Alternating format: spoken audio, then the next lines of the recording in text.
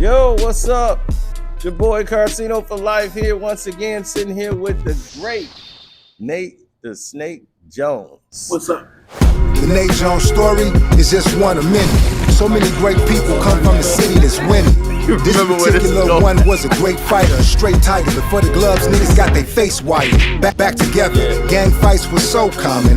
We from Chicago too, but we don't know coming. He's the winner we don't by know way chance of to rap technical but this knockout. cannon He to is clap. still I put it undefeated out, you better and get to still stepping the like a NBA captain. Get heavyweight to stepping like a champion, Sigmore, Nate Q-Dog, the I'm too raw. They too Bruce Jenner and RuPaul. Only true dogs fucking me and Big Nate. Wow. Shoot him in the greens, toss his body in that big lake.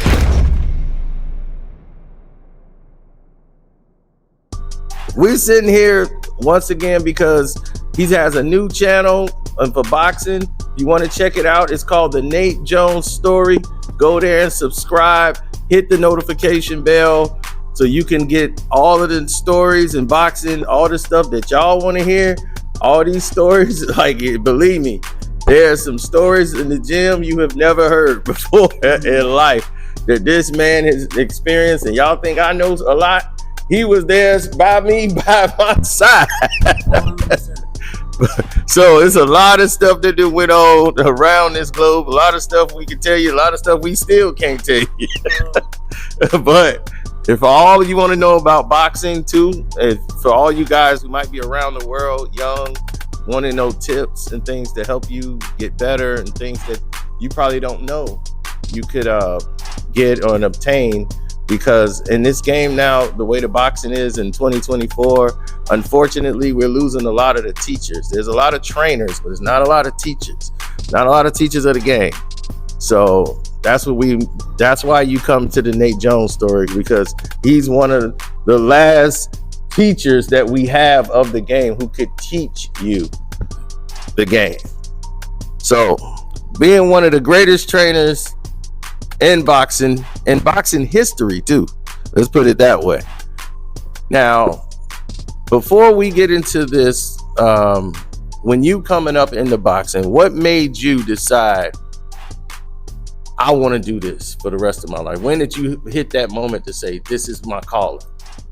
Well, when I seen that boxing was an avenue out of the projects, I seen when it could take me, and it took me all over the world. It took me to the Olympics. It took me to a higher platform I never thought I could be on. A kid from Cabrini Green. I just thought I would always be stuck in the projects for the rest of my life. But when the opportunity came that I could become somebody great, I didn't want to lose the opportunity to become a great athlete. And it meant a lot to me. And I just bust my ass in 1996 and became one of the best boxing in the Olympics that year and won the bronze medal. And I was very proud of myself. Now, after winning that bronze medal, that's when you said, like, I think I'm gonna do this for the rest of my life. I could be world champion now. I can take it to that level. What was the fight that made you, or whoever you got in the ring with, to make you get that confidence to say, I could do this? Well, my first professional fight, Right. I'm a signed with Don King. And I fought my first professional fight on the Lennox Lewis and Oliver McCall undercard. And that was the night McCall was in the ring crying. And that was my pro debut. And I seen how lunar the gloves was, and I realized that I had to take this stuff serious and bust my butt and work hard in my craft, because them 10 ounces hurt. And I felt it. I knew I had to get serious in the sport and dedicate myself and learn the game, because it was very risky and you can get hurt in the sport. And once I seen that, it made me focus. I had to be on top of my game at all times. Okay. Because I remember back when you were training and working out, and before you even went pro, you was amateurs in Milwaukee. I believe 95 actually. It was in the amateurs, and watching there, and there was a young kid in there who had a lot of mouth. That y'all know him now as Money Mayweather. Right then, he was just a knowing little guy with a lot of confidence. I met Floyd Then you had the National Golden Gloves. So every day I would see this kid bragging on who he was going to beat the next day. So he had to be winning because every morning he was weighing in. So I said, this kid got to be winning because he talks smack. He's down there every day weighing in. So he must be winning.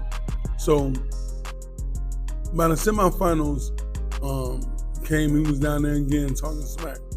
So I walked up to the kid and I said, I can't wait to watch you fight because you talk so much smack. And I kind of spooked him and scared him. And I kind of felt bad about scaring him because I didn't feel good about scaring someone that's so much smaller than me. And later on that day, we was getting ready for the Golden Gloves to happen. It was around 6 o'clock at night, the Golden Gloves was about to start. I think I was one of the latest fights. I was a heavyweight, so I was one of the last fights of the night. So early in the first 2 fights, it was the guy from Michigan, the guy named Floyd Mayweather. So he started walking to the ring. I said, I can't wait to watch you fight. So he walked, he said, come watch me, I'm in ring 1.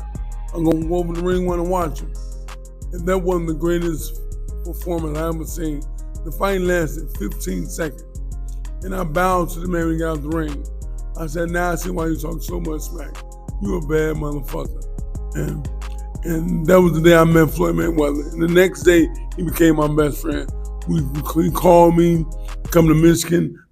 A week later, I was in Michigan with him and having the time of my life. And we had some great moments in the 90s, in the 1990s, and early 90s.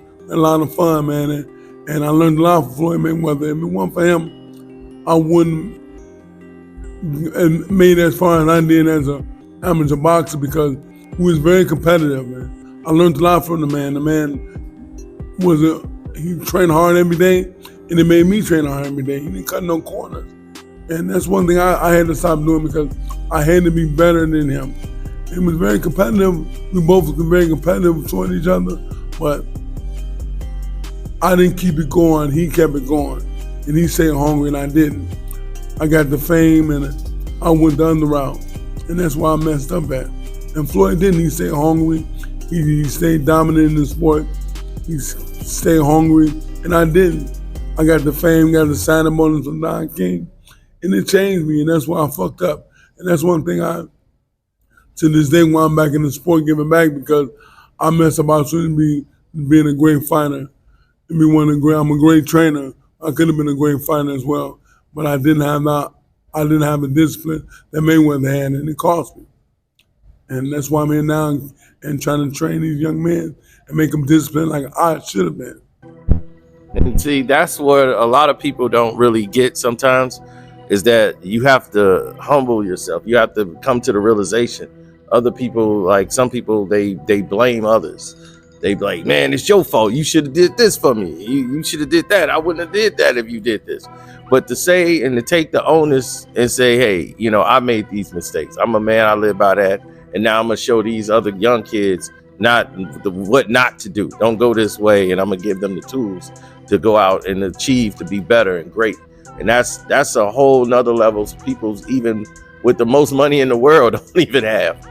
But in this game, when you was coming up and you was fighting with Don King or even when you was probably done fighting, who was the person that gave you the most work or your toughest sparring opponent? Well, I'm going to say this. I've been in the ring with a lot of fighters.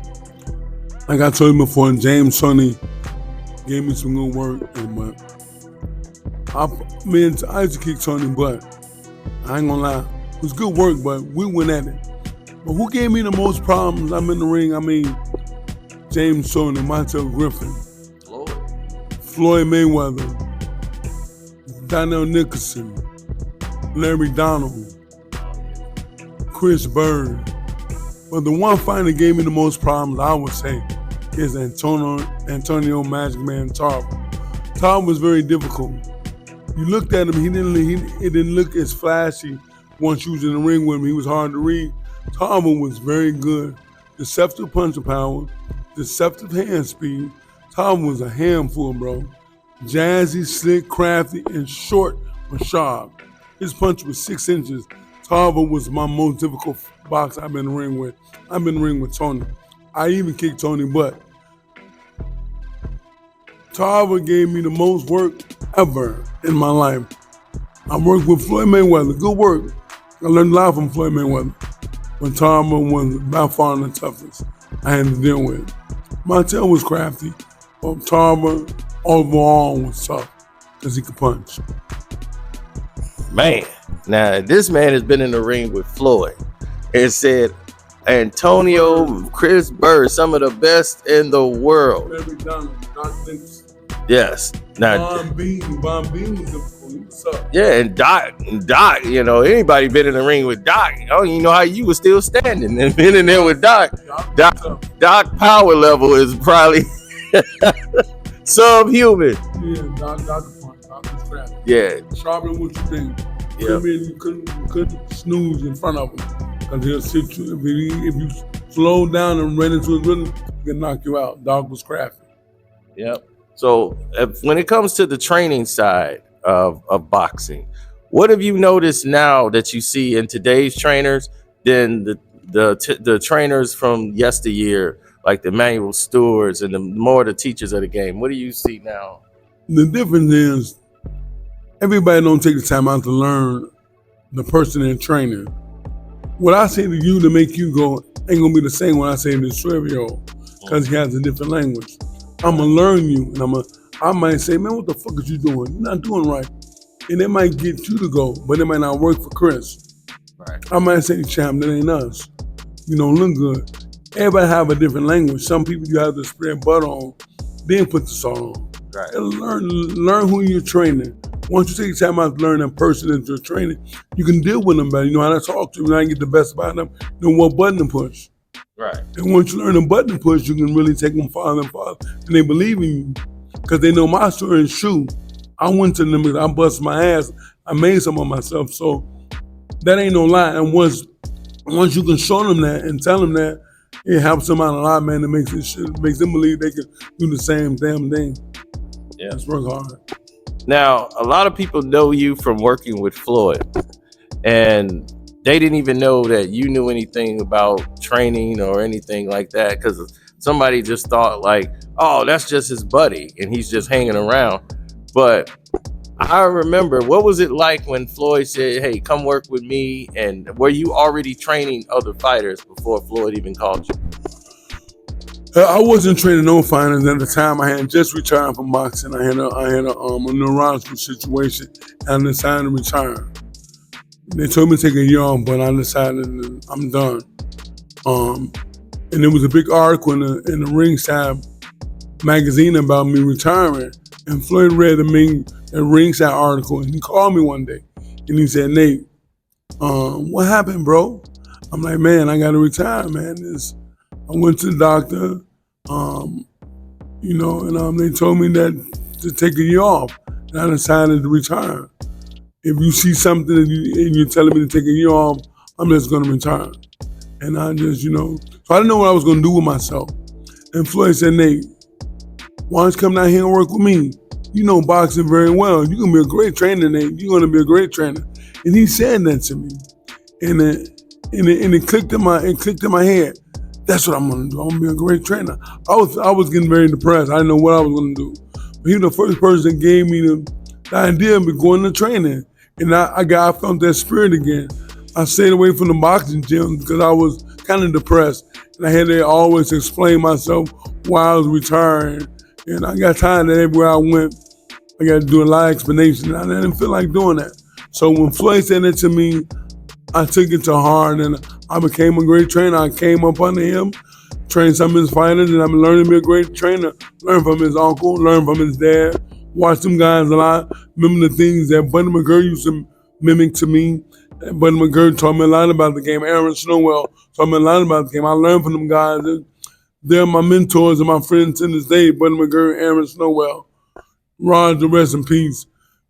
Big Floyd. We don't talk as much, you know what I'm saying? But, you know what I'm saying? He taught me a lot. I love all them guys.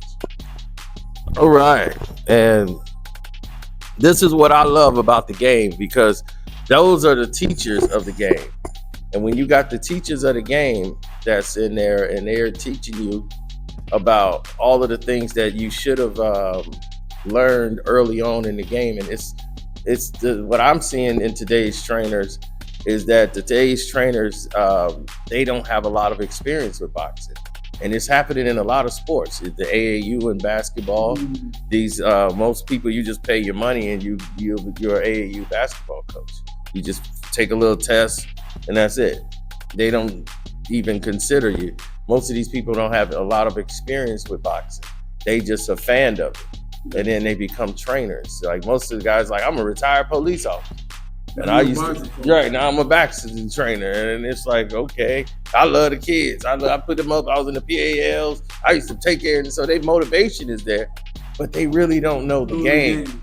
So it's hard for them they just like, come on now, we got to train. Floyd used to do this. And they try to teach him everything Floyd did physically, but there's so many details that you don't know that Floyd knew because he was trained by people that know the game. And there's the small details that you don't know that help you win the fights. And these things that Floyd, knew, things that Nate knew, and some of the things that he helped Floyd with, because it was like, how could he help Floyd? Floyd's he's already great. So how could Nate? I get that question a lot. How could Nate hate Floyd? I mean, help Floyd Mayweather. Well, we're gonna let Nate answer the question now, because y'all asked me that 1,000 times. Now we got Nate here. He could tell you how he can help someone like Floyd Mayweather.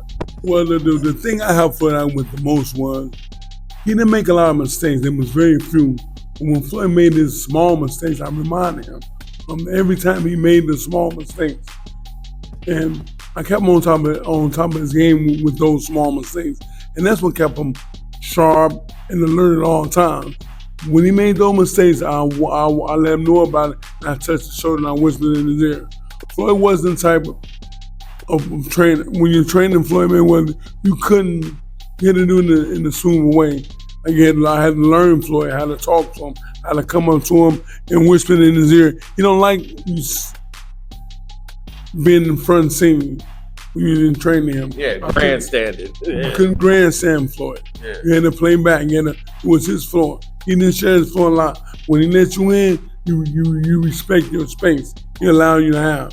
Floyd Mayweather was tough to deal with in certain situations, but I understood, and it was his floor, and I respected it. And so I stayed in my lane, and I admired everything he taught me about the game. But Floyd he didn't share his space much. Now, looking at the game today with all these young fighters and all the fighters that you taught, what would be, you say, was as you're training so far, and all the fighters you train young, what would you say your greatest accomplishment was as a trainer, seeing a fighter develop or get your message? The one fight we didn't get the true recognition for was Franz Oquendo. I went over the world with him. I beat him in amateurs. We fought like 4 times, and I won every single time. But Franz Oquendo was one of the toughest heavyweights out there. I thought he'd be anyone but probably Lennox Lord. He fought well from David Tua. I saw him beat James Haney. I saw him beat Evander Holyfield. Franz was a problem. But the day that we got robbed for a heavyweight championship in the world over in Russia broke my heart. I couldn't believe that I was a trainer of the heavyweight champion of the world. And it broke my heart when we didn't get the decision. But we later on, years later, got crowned the belt for that years later, but it wasn't the same as it would have been me training and being the trainer of the heavyweight champion of the world, Franz Oquendo. But that was my most impressive moment as a trainer. I felt good about that, but it was taken from me. We was robbed that night, but it hurt my heart. But I feel very proud of being the trainer of the heavyweight champion of the world, Franz Oquendo from Chicago. Yeah. My innocence. We had wars, but I learned a lot from him. He's my friend to this day. Yeah, and I remember the guy from England. He was sparring with him, and I can't think of his name. The guy with the braids, the black guy. I think his name David something. I can't. David Hay. David Hay, yeah, the haymaker. Yeah. So David Hay, man, Fred gave him so much work and was wearing him out. He said, "I'm gonna suggest you should take this fight," and suggested Fred for the fight, and got him actually into that conversation to fight for that title. So David Hay gives a lot of credit because anybody else could have said, "No, man, I ain't gonna put you in there," but he recognized Fred's talent, and Fred was slick. He had very small movements. He wouldn't take a lot of big moves. It was small. Yeah. Very awkward. Kept you reaching. You was not gonna look your best. And deceptive reach. His arm was very long. He's like 6'2", but his arm reached like 83. And that's long for someone with a 6'2" frame with 83 inch reach. Fred Oquendo was difficult. He was awkward and he could punch. And my journey with training Fred Oquendo, we had three big fights back to back. Shannon Briggs tested positive. We should have been crowned the heavyweight champion of the world that night. They rescheduled us for another fight. The guy from Wales, the white guy, he tested positive. Back to back. It didn't make no sense why the WBA was doing that to us, but eventually crowned us years later. But it didn't feel the same as it would have happened in the time that it was supposed to. Would have been right. I'd have been the trainer of heavyweight champion of the world. It have made me feel so accomplished. But at the end of the day, I'm so happy that we accomplished some great things. And right now we're doing things together. We're training with the kids. Fred Oquendo is one of my best friends. But I wish we would have got that real heavyweight championship crown that night. We deserved it. And it would have felt so much better. Yeah. Because I remember not only that, you also worked with Tarver when he was light heavyweight champion of the world. Yes. So, and a lot of people didn't know that. And they didn't even know that Nate was there working with Tarver.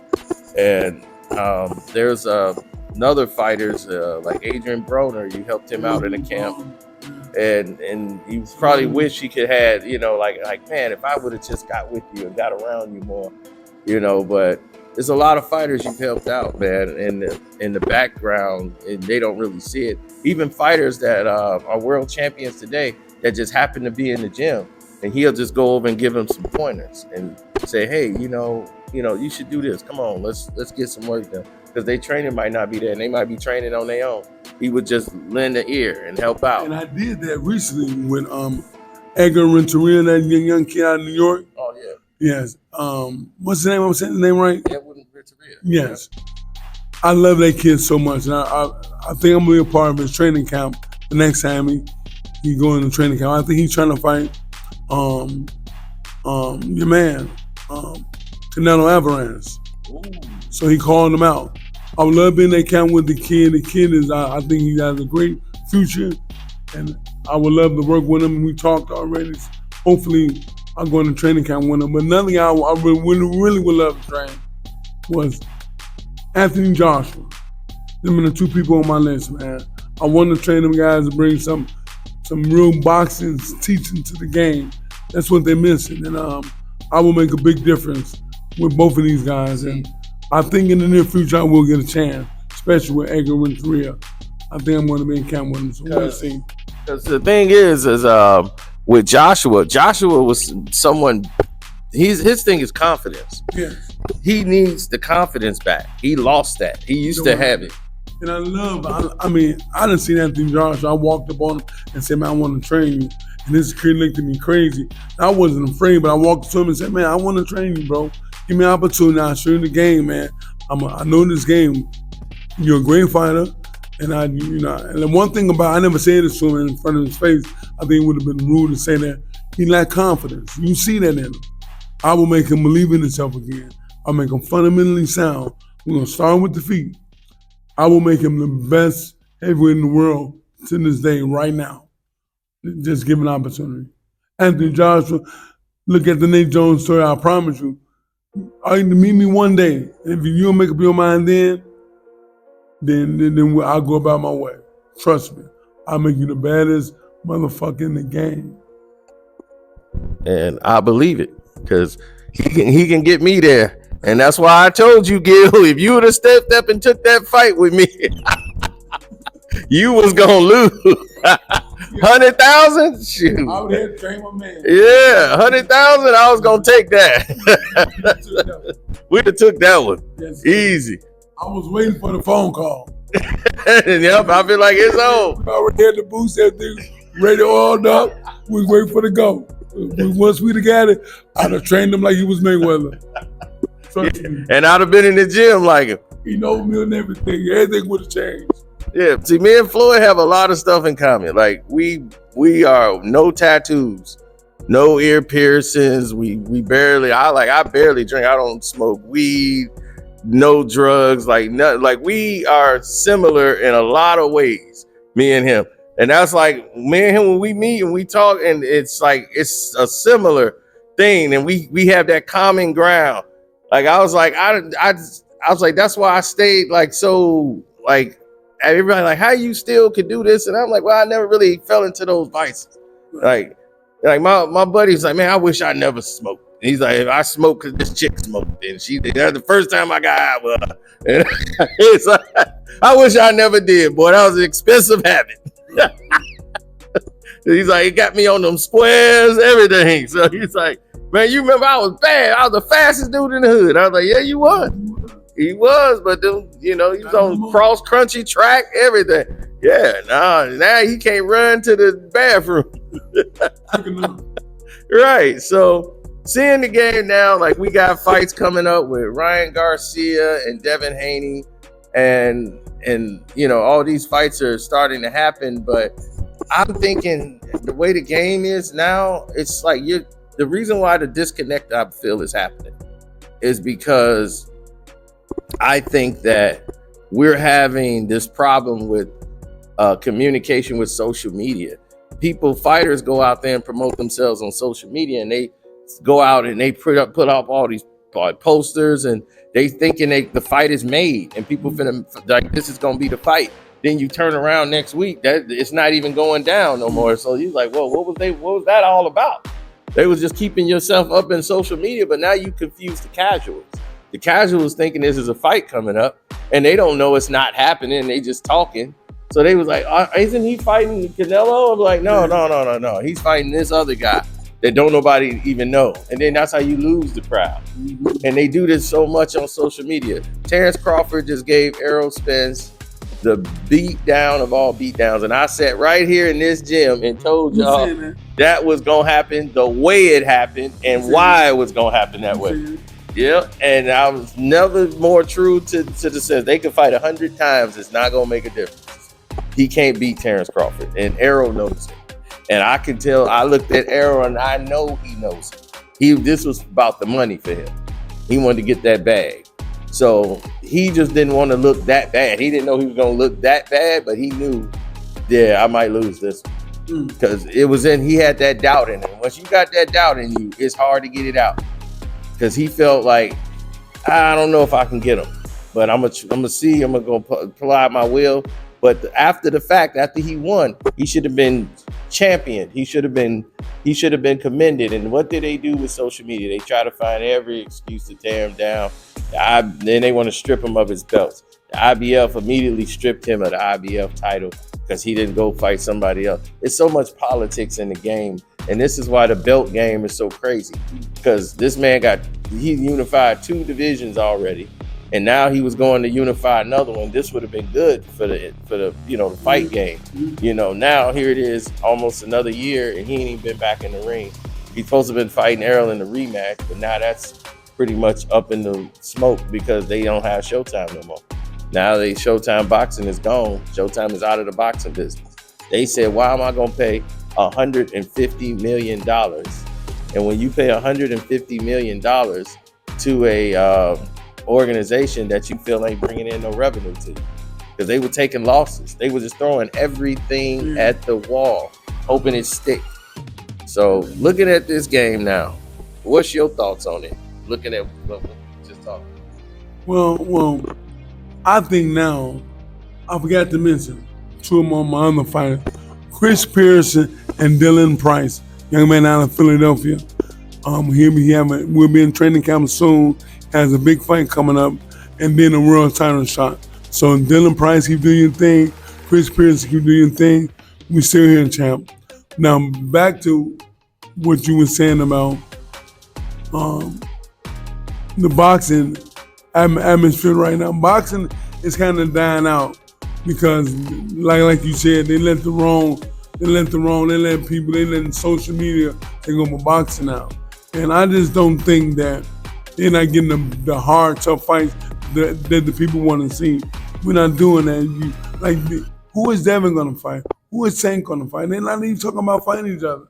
They just acting like girls, and they're not fighting, man. They need to fight Devin, Shakur, and Tank Davis. They need to fight, come together, make these big fights that the world want to see, and you guys can make a lot of money, and we'll have a lot of fun and a lot of parties and entertainment to watch these big fights. That's what we want. We want the big, real fights, not the bullshit. Right, like Ryan Garcia seems to be taking the Jake Paul route, and he's going around, he's trying to say, I'm a real fighter, and he got in there with Tank for the money, and now he's going at Devin, and it's for the money. And, Anthony Joshua, he's fighting the MMA guy, Ngannou, for the money. That's a dangerous fight, man, Joshua. Yeah. That's a dangerous fight, man. That guy can punch. But, I mean, I don't, if Anthony Johnson he shouldn't lose to him. Right. You shouldn't beat him. If you don't beat him, man, that's going to hurt him a lot. Yeah, it's definitely going to hurt him. You should knock him out. Because Tyson Fury lost. Like, Tyson Fury messed around and took that too lightly and lost. That boy put him down. Whoop, whoop. I was like, that's that Nigerian dynamite. Yeah. That boy has it. That was no joke. And that says a lot about him.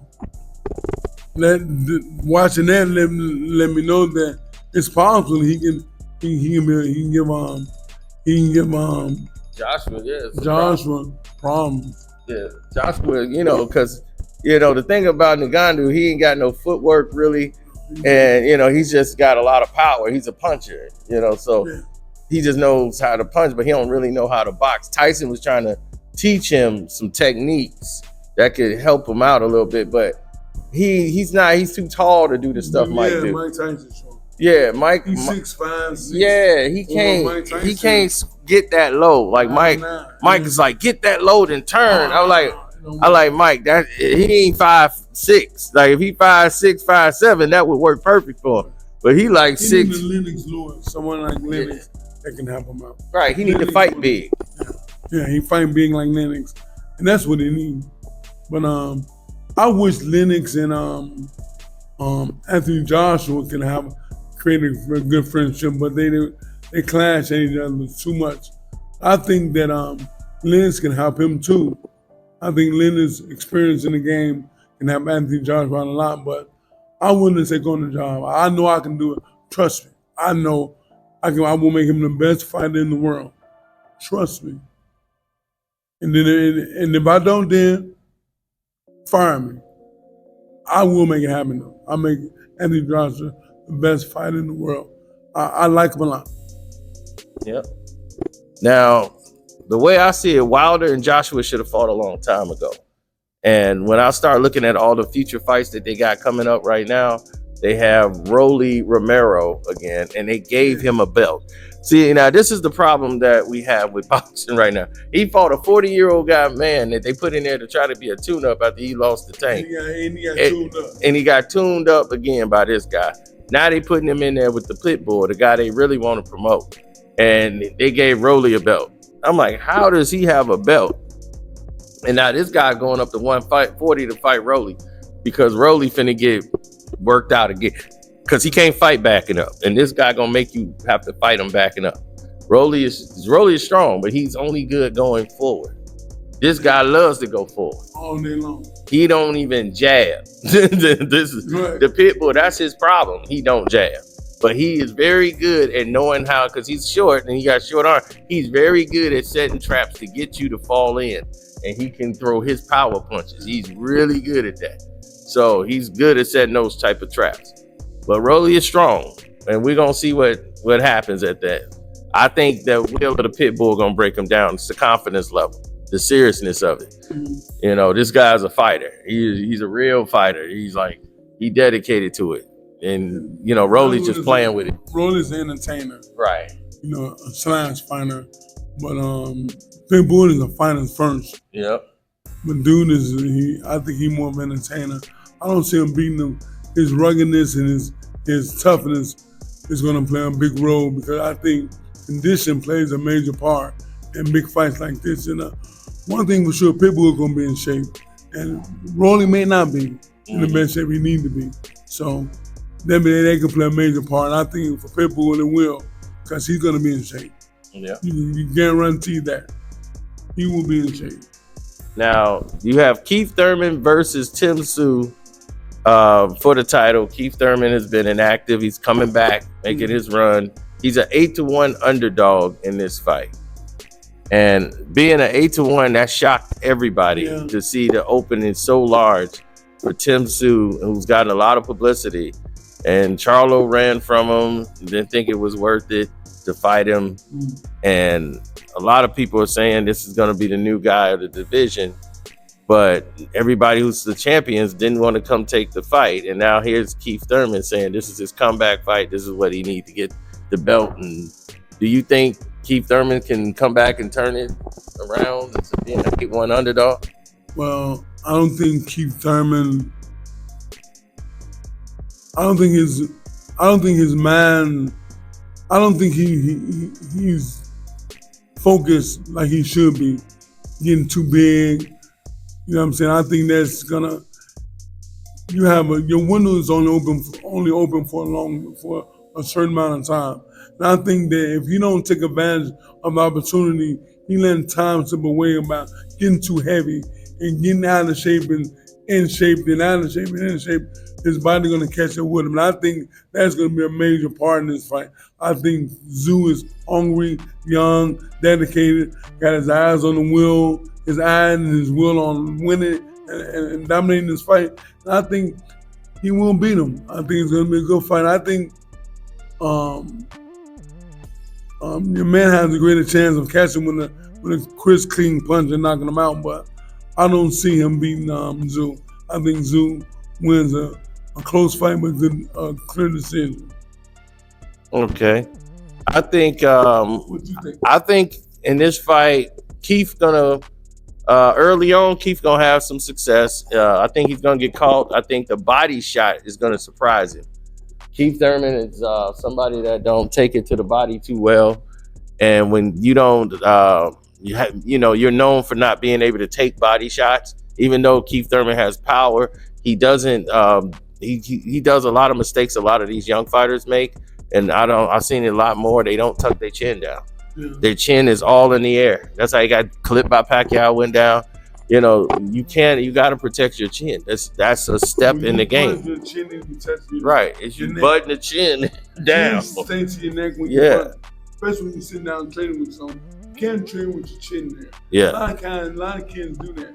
And they don't understand the game. You know what I'm saying? They're not being taught by teachers. Yep. Show them, man, your chin, you got to have that chin to your neck.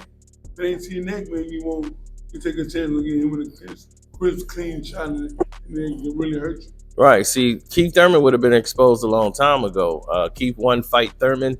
The only reason why he didn't get exposed, that's why PBC did what they do. And that's why we call them the pacified baby champions. That's what the PBC was for, because most of these people was being fed, baby food.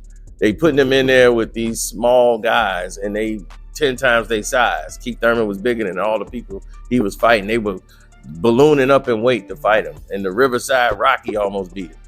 And I was like, and this is the tune-up. And he was getting tuned up in there because they were fooling you. They did the same thing with Errol Spence. I was like, they built him up on a diet of fighting 130, 135 guys.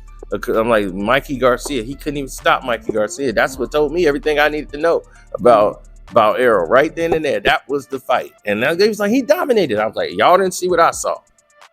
I said, this is a fight. He was supposed to stop that guy. And I was like, he didn't know how. And I say, that's when they told me right then and there, he didn't know how or what to do. Then they put him in there with an injured Chris Algieri. I was like, the reason I know, because Chris Algieri is a nutritionist. He's a fitness guy. And he was here and he got a knockout on Chris Algieri, and everybody was going big on him. Algieri was at the fitness, Chicago Fit Expo that we have here. So I saw him up there. I was like, hey, Chris, we talked.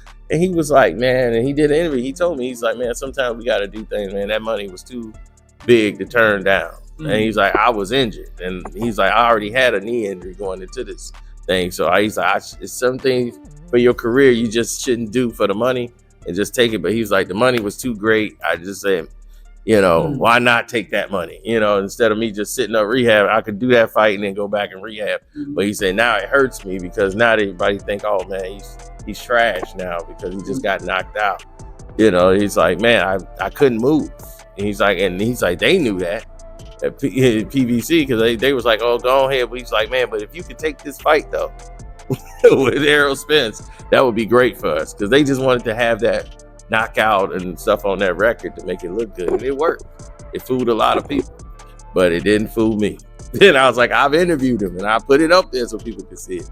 So I was like, when you interview and you find out that people go into fights with injuries, and he's like, look, man, I need that bag. That money gonna come in real handy. Dude, that's some high six figures. So he's like, why am I turn that down just to be sitting on the couch? I can go in the ring, throw my punches, whatever happens. Now, well, I'm gonna say this much. Yeah.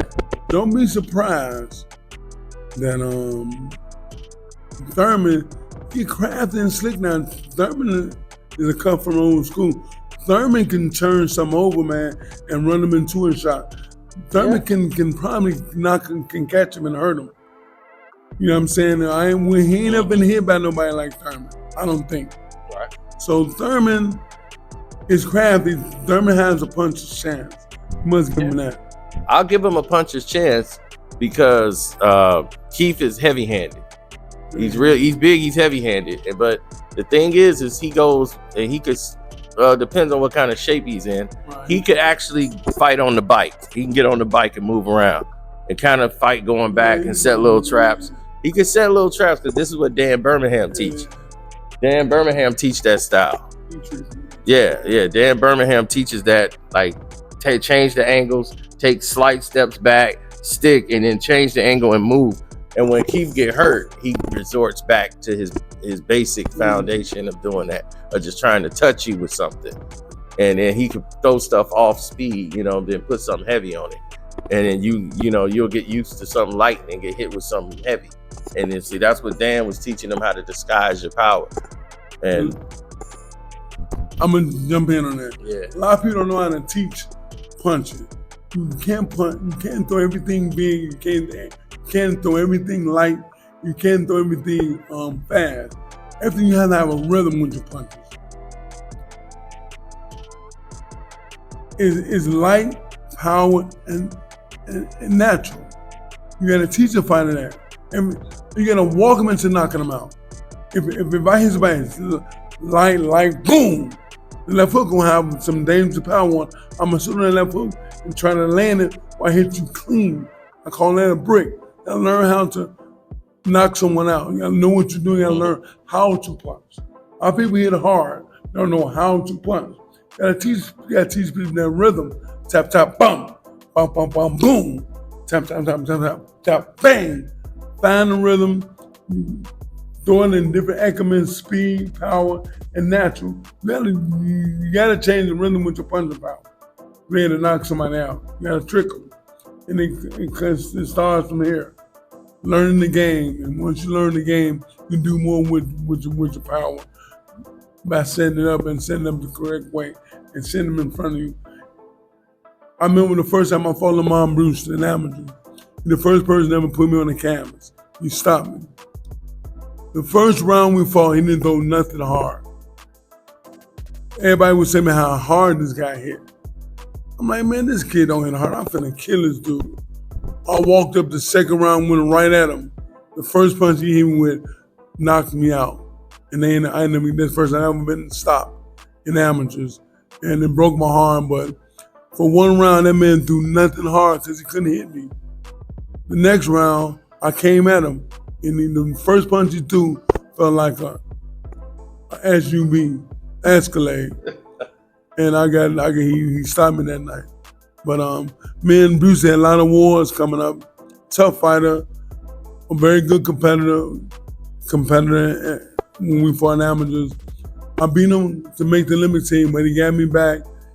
After beating me, he knocked out Klitschko. If I wouldn't have beaten him, I would have fought Klitschko for the WBO belt, but he became world champion that night. I'm very proud of him to say that he was my friend. To this day, we had a lot of wars, and Mom Brewster, man, I appreciate fighting you. I appreciate us staying friends for over 20 years, man. And keep doing your thing, and God bless you, man, brother. And keep doing your thing, champ. Yeah, and definitely been a great friend to all of us. Yes. And we'll do the last one with Ryan Garcia and Devin Haney. Looking at this, and now that this fight is coming up at the end of, I believe, April, they got the date set. What do you think about Ryan Garcia and Devin Haney? How you break it down? Well, I'm gonna say this much. Ryan ain't in the right atmosphere. I heard he was at the weigh-in. He was tipsy and drunk that night.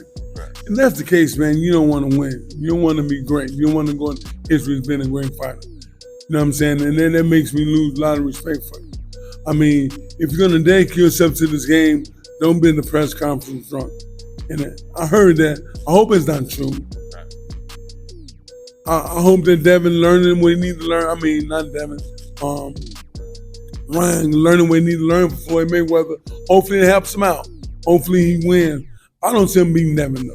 I think Devin got too much sauce, too much shit. You know what I'm saying? Devin, come from the old school. He's not going to beat Devin.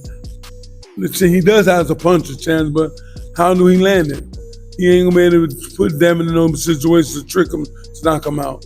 And but if he lands a clean shot, he has a good chance of beating him and knocking him out with a knockout chance, a puncher chance to win him. But beating Devin, I don't see it happening. Right.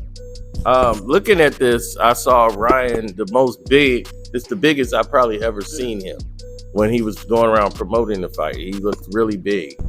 So I'm thinking he's got problems. He's gonna, cutting all this weight off. And when he starts training, because he's young, he's just like, I'm gonna train, the weight gonna fall off. And you end up having a weight loss camp instead of a training camp. And when you start doing that, and let's go over the limitations, period. And you look at his limitations and what he's been able to do and what he can't do. Ryan Garcia is fast, but he has bad feet, bad footwork for a fighter. Any other boxer could see that's got any skill and take advantage of it. As you saw, Tank led him right into the shot. I was saying it was coming. I was where I'm at. I'm like, oh, he's thinking. He's like, oh, he must have clipped Tank. Tank's backing up. He's hurt. I was like, nah, I don't think Tank is hurt. I think Tank is luring him into a trap. And sure enough, boom, he lured him right into the shot because he's got poor footwork and he went down basically off balance too. He got hit and his feet are square because he doesn't know how to move in a boxing ring. He's what they call a YouTube fighter. He's hitting the pads real. He's not moving his head. He's just hitting a little bag that comes back to his fist. I'm like, yeah, that bag gonna keep coming back to your fist. You can keep doing that all you want, throwing your little hooks and jab, but you're not moving your head. You just right. Your chin is still up in the air. You fighting like this. That's gonna get you knocked out by somebody who really shouldn't be even clipping you and touching you in the first place. So they can bit you. They can put you in a 24x24 ring to try to protect you as long as you can. Devin can outbox you. And that's the problem, is that Devin knows I can stay in my box right here. You can bounce around the ring all you want. You got to come in here. And this jab going to control you. You ain't going to have nothing to hit. I'm going to take away your target. I'm going to take away your viewing point position. So now you stuck. Now, only thing you're going to have to do is open up. You're going to have to commit. You're going to make the mistakes. And Devin's going to capitalize off of it. And he might hurt. Once he hurt Ryan, that's when the fight really going to change. And then when Ryan tried to go into a shoulder roll position, I mean, they already know what to do with that. Because that's the one thing too. If you have to be adapted to do that. You have to be trained from a youngster to know how to do that. It's not just the shoulder. There's so many things that, right, everybody can want to do with Floyd. There's so many things Floyd do in that you don't even see. Added to that, before and then after Yes. that. Like, it's so much to it, man. People don't understand. So much in the shoulder roll. Right. You gotta have the right confidence to do it. You can't be a scary dude trying to do that. Right. Because you don't have enough, you're not comfortable enough. If you're scared, you're not comfortable. You have to be very comfortable to do that. And know what you're doing. You gotta be talking about someone that teaches that. Right. You know? And your body has to be developed for it. Yeah. Like Floyd had bowling ball shoulders for a reason. Those shots bounce off. Your chin has to be tucked under it. And then you go up under it. Right. You go up under it. It's different variations. Yeah. You have to have your good core because you got to be able to lean, turn. It's different angles. You turn on a certain shots while the shots are coming in. There's so many different positions and angles to work from the shoulder roll. That's why when other people use it, they don't. Right? It's like you gotta tuck them under the shoulder. Right. Sometimes you gotta lean up. You gotta dig down. You gotta dip low with it and dip out of the way. You gotta change the angle sometimes. Then if they try to reach, you don't even have to do nothing hard. You just keep a short stick just to keep your distance. Pop, just to keep the range. You know where they at. And a lot of people don't even know it because Floyd does it, but he throws a lot of rangefinders, and they was like, I didn't even know he did that. I was like, yeah, he always measured through a rangefinder. You got to do that pop. You don't just punch. I like sometimes it's feints, little things y'all don't see. When he twists the glove like that, just to try to hold you in place, he'll flick it up. Like it's so many small details that happen within a fight you do not see. But I'm like, I see it all. I pay attention to all of it. This is how I knew Fury was going to be wild. Now, I remember we was at that place. We had that meeting at that nightclub. It was like in the daytime. And all of us was there, and the fighters was there. And we was talking about doing something there. And it was just like in 100 and something. We was over there, and we had that big meeting at the food and everything. Yeah. So we were there, and the Tyson Fury and Wilder fight was coming up. So we started talking about, and I said the only reason I think this fight will be close is because I don't know what kind of condition Fury's gonna be in after coming out of rehab and everything else. That's the only thing. Because I was like, Wilder has never seen anything like this man. This man at that size with that type of jab, he could control the entire fight just with that jab. And Wilder has never been in the ring with nobody who could do that. And this dude can fight you from either hand. He can go southpaw. He's slick like that. Crafty 6'9". Yep. Very crafty. Wilder winner's gonna close on him. I think you need to get a better trainer. I don't think what Malik is doing is working. I don't see it. I thought it was gonna work, but it's not working. I don't know what it is, but somebody need to get up under Wilder and before he loses opportunity to be a great champion, because something got to change, bro. Yeah, I think that the window is closed for him. I think he's closed up. Yeah, I think it's closed for him. Closed. Like, he still got that one hitter quitter, but now his confidence ain't there. Is totally not. He's okay with just like, I'm just happy I survived. My kids are safe. His whole mind state is not into winning a fight. Mm-hmm. He's there to survive the fight. He made that money. Right. Now he's just like, I'm just here to survive. I'm glad we both okay. And he was okay with losing. Yeah. It's just like, that's not in mind. Yeah. And that tells me where the fighter's mental state is. And it's like, he's just trying to get by now. And so that's where it's at now. So I want to thank you, man, for doing this again and coming by. And don't forget, everybody who got here, check him out on the Nate Jones Story. That's his YouTube channel, and he's got his Instagram set up, and they rolling, man. So see Nate Jones on my Instagram. Please follow us, check us out. This brother doing the team is one of my best friends, man. Yep. In the whole city. Man. Yep. We here, man. We doing it. We happy with everything coming out, Cap. No problem, man. Brother. And we'll do it again and help out you guys with boxing, man, any way we can. Thank you. I don't know. Okay, I don't know if I got my if we